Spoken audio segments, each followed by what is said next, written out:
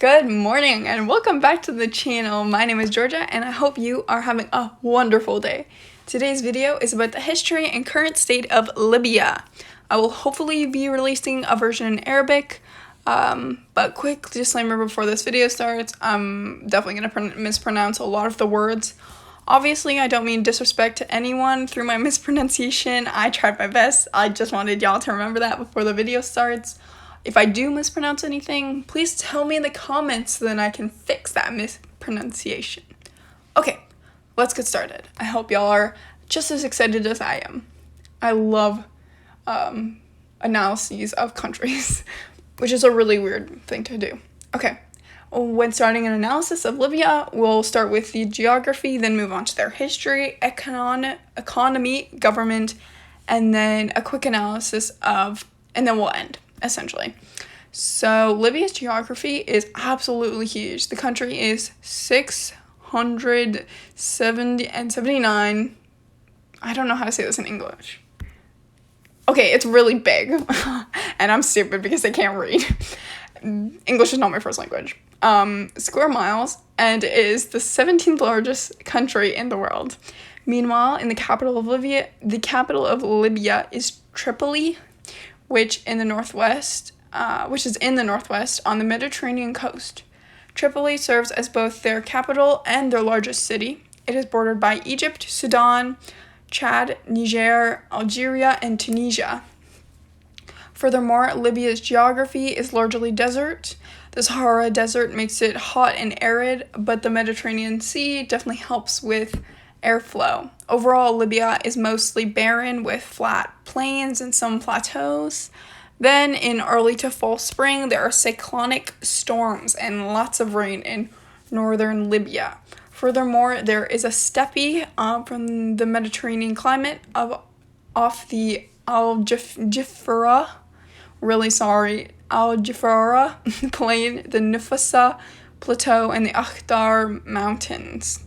Later in the year, in the summer, the temperature can fluctuate between around mid-20 degrees to 10 degrees Celsius.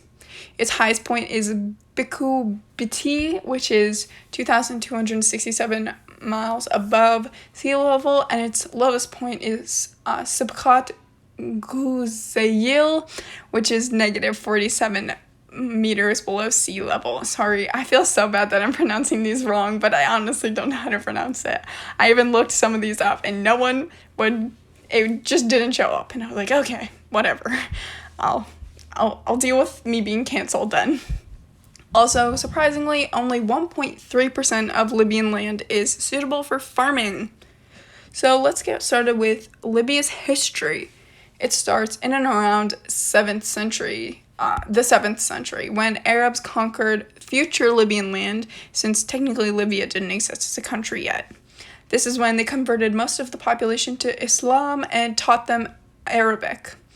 A slight time skip ahead, future Libyan land was actually a part of the Ottoman Empire under autonomous rule, and at that time Libya was controlled under the Karamanli, please excuse my mispronunciation, dynasty between 1711 and 1835. Later on, Libya would be colonized by Italy in the 1920s and 1930s. The move to Libya was launched, or the colonization, because it was really just a colonization, was launched by the famed Italian fascist Benito Mussolini. In that time, around 150,000 Italians came to Libya, but this colonization ended near 1941 and 1943. Furthermore, in 1942, most of the Italian colonialists left. Then on December 24th, 1951, King Idris first declared Libya as independent. In a time skip to September 1st, 1969, in a coup d'etat, a group of army officers and soldiers took control of the government and essentially disabled the Libyan government. This is actually when the Libyan monarchy completely stopped, and it still hasn't returned to the state. The coup was started in Benghazi. Army units later established military control in Tripoli. But luckily there were no deaths or violent incidents related to the coup, which was honestly a miracle. As far as their economy, Libya is a relatively young country, like I said, and in 1958 they found natural oil reserves which propelled their government onto the global stage. Obviously, because we know wherever oil goes, the US follows. Later on in the 1970s and 1980s, the Libyan government attempted to control the Azu Stop on the Chadian border. The Azu Strip was extremely uranium rich, meaning whoever has the strip is extremely rich. Their main agricultural products mainly consist of wheat, barley, dates, olives, citrus, and cattle. They currently collect their revenue from petroleum products, which accounts for around 25% of Libya's GDP and 95% of their export income, which is honestly crazy. Furthermore, their other exports consist of natural gas, limestone, and gypsum. Meanwhile, their imports are mostly machinery, transport equipment, goods, food, and consumer products like normal. Their unemployment rate is 18.56%, which is a decline from 18.47% in 2017. And in a namely weird decision, in 1984, the Libyan government created a pipeline for irrigation.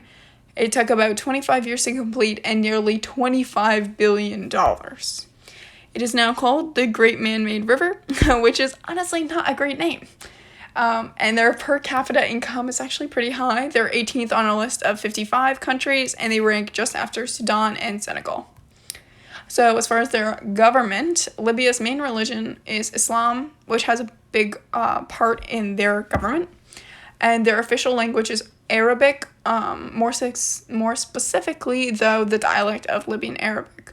Berber is also spoken by some of the population. So the Libyan government operates under a unitary provisional government.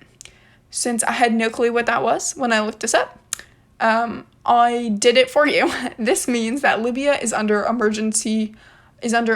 emergency government that is set up to manage the political transition. So Libya's president is currently Mohamed Al-Menfi, who has only been president for a little while, specifically since the 5th of February of this year. Sorry, not this year, of last year.